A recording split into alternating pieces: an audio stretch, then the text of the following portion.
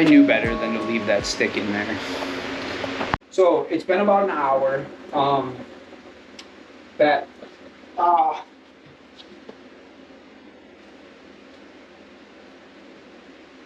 right. Anyways, it's been about an hour. Um, that first bit of epoxy is thumbprint hard, as they call it. Um, the second one is about 15 minutes away.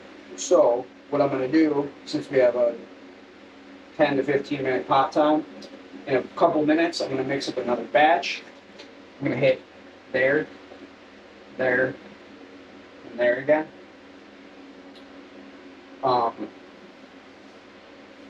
It's kind of nice is this stuff's like semi-self-leveling. So it's at least filling in the gaps, which will allow me to use less fairing compound later when I put these build stringers in that are right here. These are white oak. I have the first side coated with resin. It's pretty soaked in actually. I don't think it needs another coat though. It doesn't look like it. It's still a couple spots maybe, but I'm only doing the downside for now because it's kind of dumb to do all four sides. You know, it's just going to stick to something. And I'm going to have to flip the bottom side and then coat it again anyways. Yeah. Feels good to finally start building something and not just tear everything apart. Like it's a little, I like tearing stuff apart, but you start opening up all these layers, and it's problem, problem, problem, problem, until we get to the point where Keel is punching through the hull. So, yeah, that's it though. There's no more problem. We're fixing it. So, we're gonna have good bones, so that's great. I figured out some things about the laser measuring system, so I'm gonna be going through that probably in a future episode here. In a couple days, I gotta wait for some of this stuff to dry just because I don't want to be stepping in it when I'm doing stuff, dancing around it. We'll see though. Maybe I'll do it tomorrow. Either way, that's coming soon. I'm gonna make a mesh of digital points. So they're here, here, here. This part of the hull, that part of the hull. Then the bulkheads as planes. We're gonna digitize the whole thing. Drawing our stringers that we're going to glass in to make the bottom side of the cap. I guess it's a cabinet, but the bench. So it'll have some kick. We're going to move this line here over just a couple inches just to smooth that out and give us. Honestly, just give me a place that I can look at it and make sure that it's not cracking again in the future.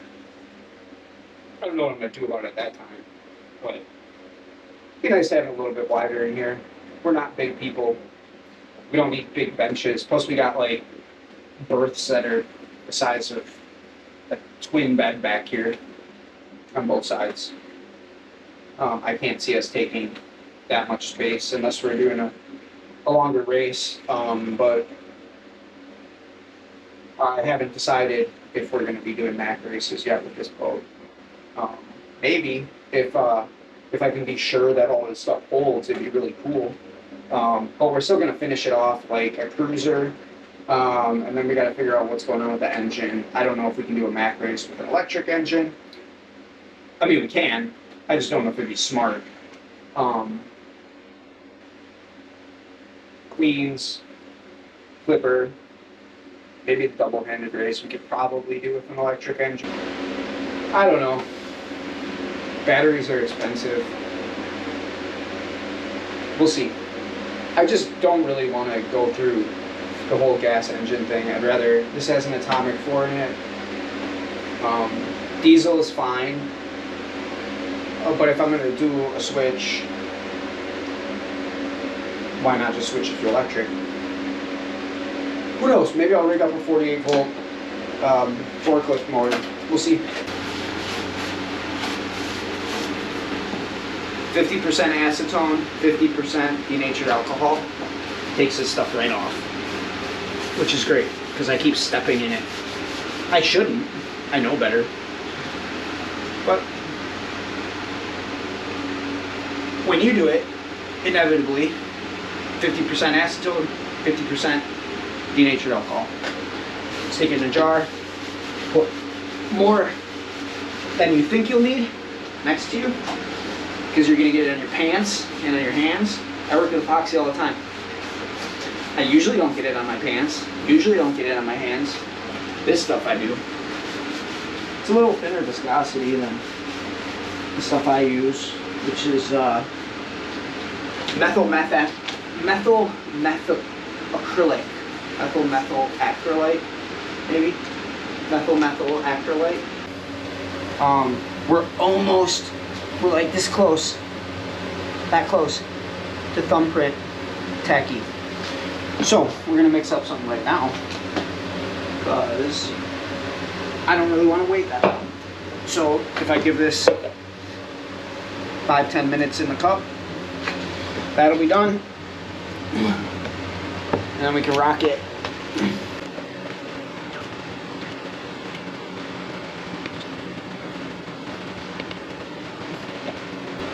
Don't get distracted while you're pumping epoxy. Don't let people talk to you. Tell your girlfriend, stop talking to you once you're doing epoxy. Haha, got myself. I did not take this out of here. Oh well, that sucks, but here we are. 10.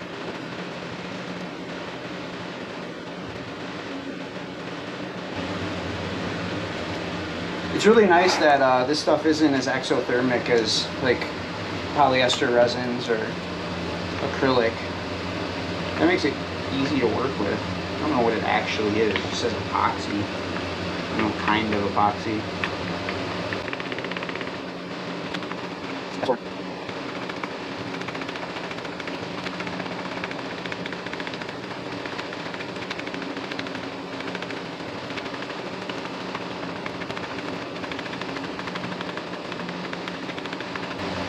Alright, that was 1 minute.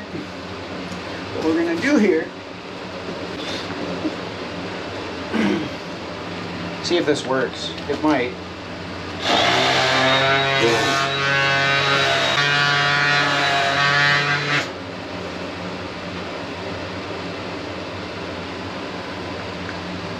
That did get a lot of the bubbles out.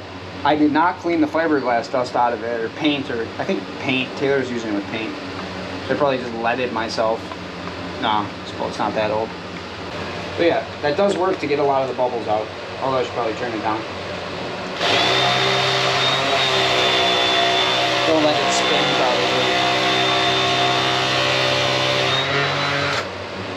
Yeah, they all go to the top. That's cool.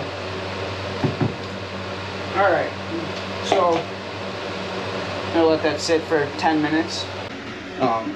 By sitting on the keel for so long, 20 years, and being on uneven ground, being poorly supported, the keel started to push through the bottom of the hull. It delaminated here and here. So what I did was I dropped the keel, or dropped the boat on the keel, so it did this, and then, after I injected that epoxy, like this, epoxied it down. We're going to epoxy more here with the flowing epoxy, more here. We'll put some fairing compound over this after it dries. Put some fairing compound here and here, and then re-glass that in. Actually, no, we won't use fairing compound. You know what we'll use? Epoxy with silica. We'll do that. We'll use thickened epoxy so that we can do it in an hour. Oh yeah, look at that. There's barely any bubbles in there. They're all real tiny guys. Look at that. Some like grass in there or something. You see that? That worked awesome. There's still some, but we can get those out. Look at that. It's almost clear. I stepped in epoxy again. I moved the stringers, so I had more room to step, and I just stepped in the epoxy again. Perfect. Let's not put that in there.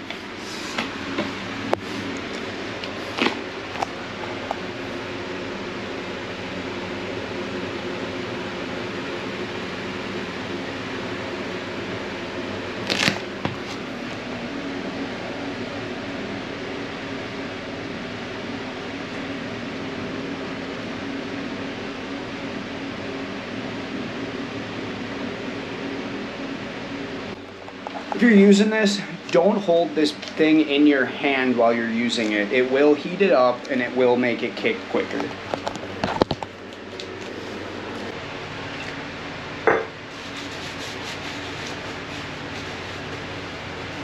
We need more epoxy. 1 minute.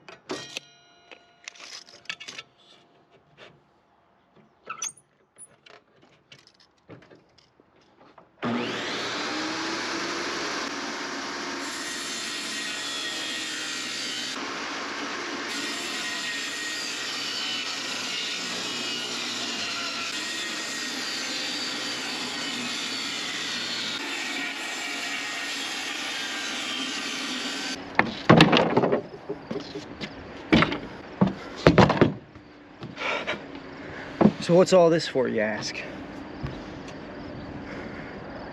We're gonna make some sleepers in the ceiling for a couple of reasons. One, it's ugly up there already and we're gonna refinish it. Two, need to be able to run wires. We're gonna move all this stuff to a more manageable area.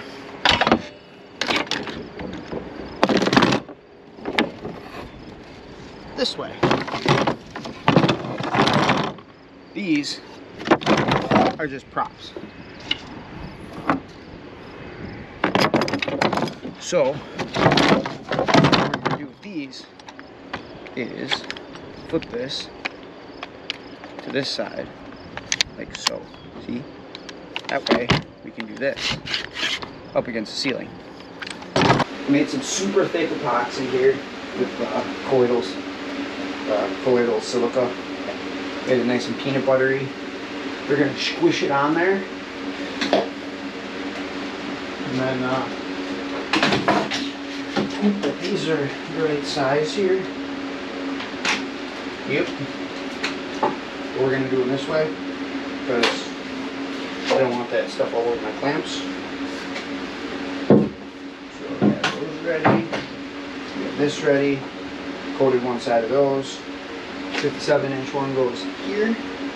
So we're gonna, which is super messy, goes right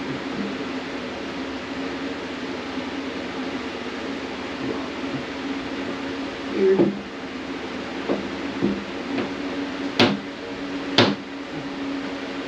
Okay. Looks pretty straight. Let's get the old measuring now quick.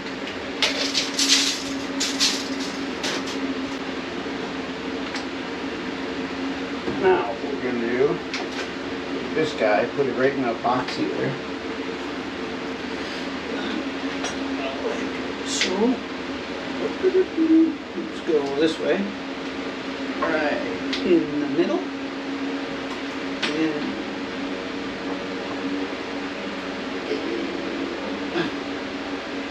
really struggle here.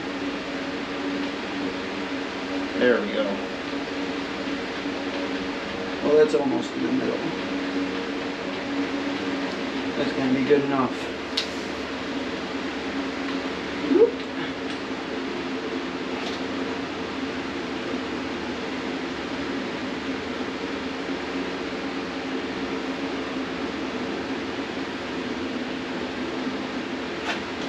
I wonder how far away those zip ties are that I put in a different box. Will it stay till I get a zip tie? Probably not. Oh, they're so close.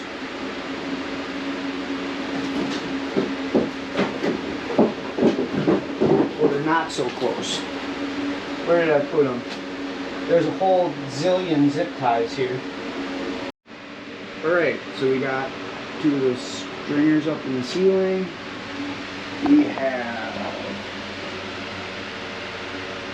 a new stringer there. Big fat fillet of caulk or epoxy. That with the nice fillet there.